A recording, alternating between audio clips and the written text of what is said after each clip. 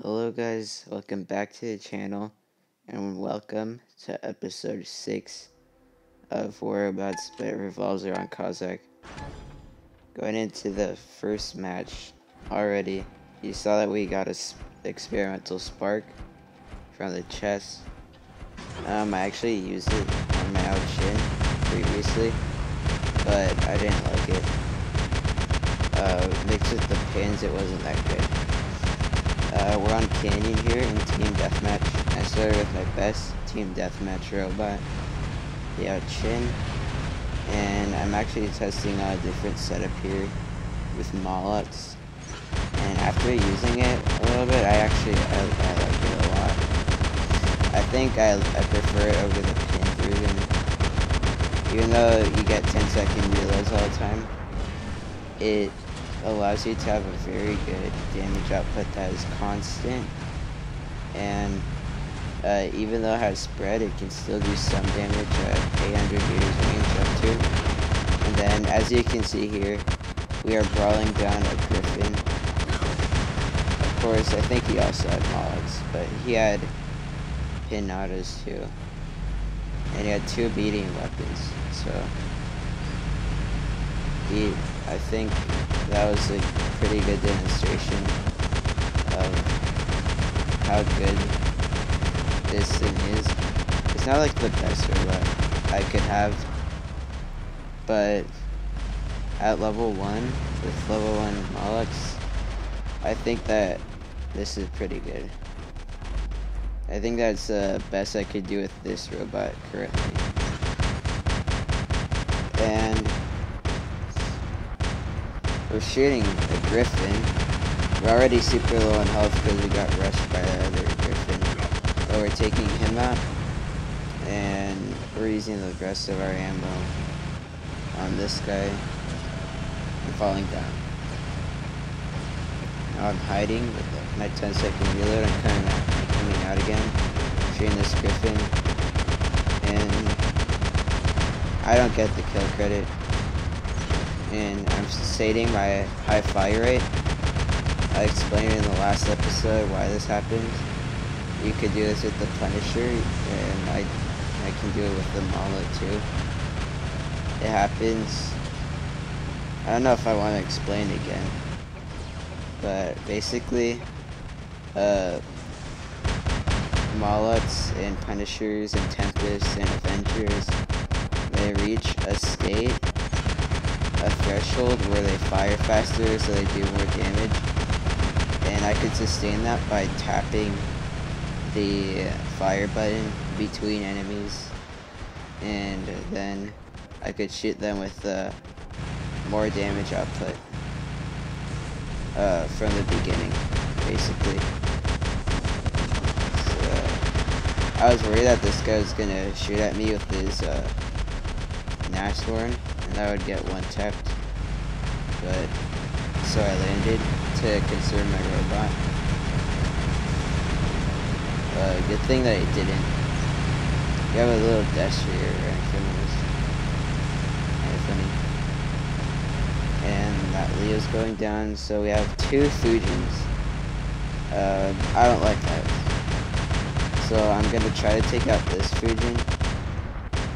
Again, sustaining my damage output, and I know that my built-in ability will do enough damage to kill him, but my teammate is shooting his shield down, so might as well, I will too. Together we could both take down his shield, and he goes down. I was thinking of changing into the Cossack here, but I saw that this guy dropped in again, and so I thought that I had enough time to get more gameplay of the Outshin, and still got some gameplay of the Cossack. So we're shooting him down. Of course, the damage output's not crazy at like 500 meters up, or even 400 meters up. The damage output's not crazy because the mods do have considerable spread, but the enemies still feel it. It's not like tickling them.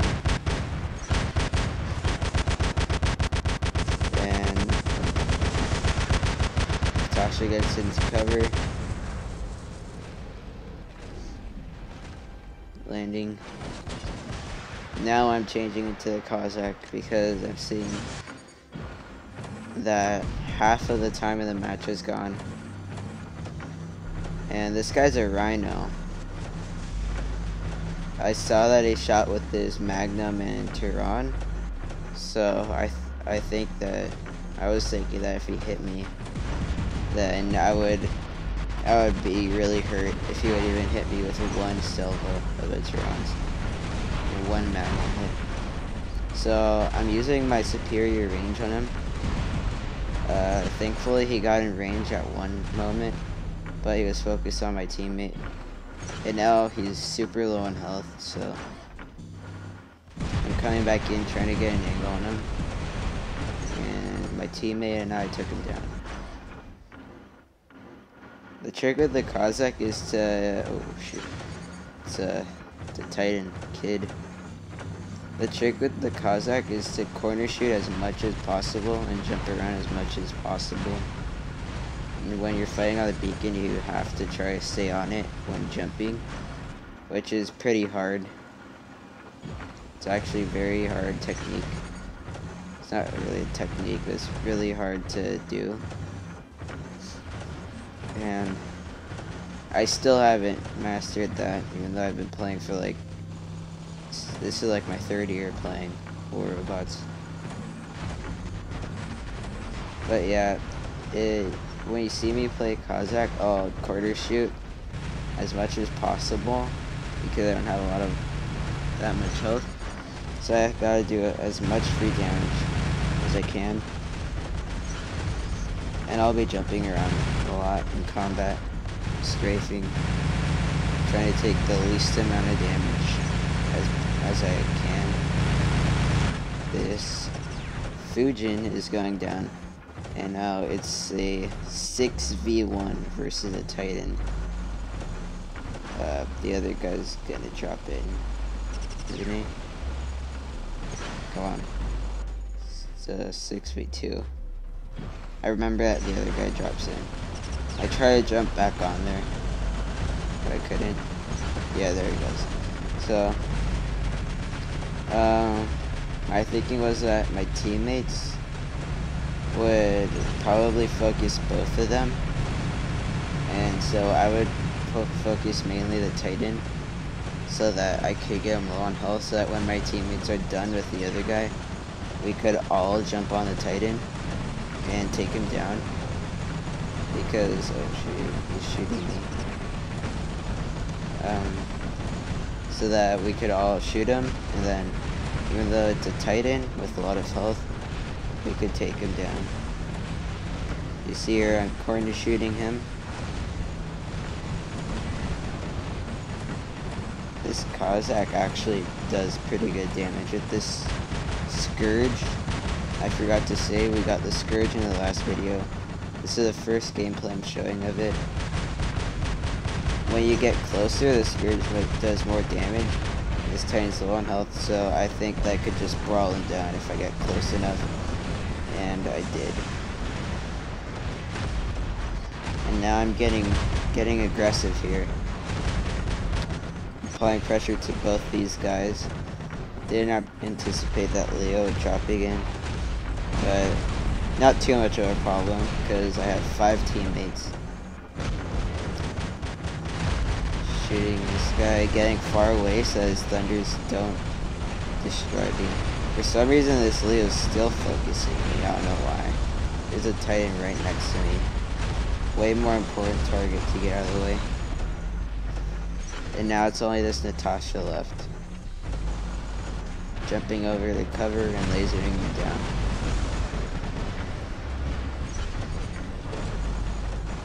And I directly bypassed this Carnage's shield, but he has Zeus's, so I gotta be very careful. Could one-tap me with that, with the health that I have. Maybe even at full health, who knows how leveled up those are. And the Scourge, the Ivory Scourge, it doesn't have that much kill stealing potential, but it does do a very good sustained amount of damage, and I really like it because it has Here's why it's better than the Punisher T that I had before. You never miss. It has a 5-second reload instead of 10 seconds. And it does more damage overall. In one clip of Ivory Scourge, it does almost as much damage as one clip of Punisher. Probably does like 75% of the damage. So, and that's saying something, because Punishers have to fire for twice as long. Almost. I think that they fire for more than twice as long. And they have twice as long of a reload. So Scourge is basically better in every way. Except for the lock-on part.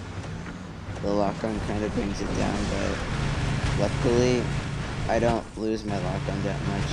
I was getting kind of worried here that I would jump off on accident. Once I get that guidance operator pilot skill that reduces the lock-on time for 50%, I'll be golden. And all I have to do is level up this Scourge more. But right now it's level 6, and so I need to upgrade it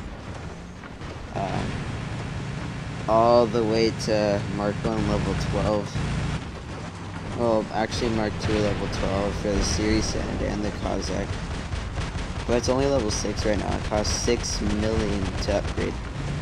My Cossack is level 9 and it costs 5 million. So this Ivory Scourge is way more expensive than the Cossack. But I think that's more important to upgrade because it is so much more valuable than the Cossack. Applying pressure to this guy. He doesn't need line of sight to kill people. He's a good second line. Trying to steal their back beacon. Dodging most of those Griffin shots. And trying to dodge. I dodged that aphid shot, but at the cost of capturing the beacon. Like I said, when you're fighting on a beacon, I thought that he was going to shoot me again, that's why I jumped straight up.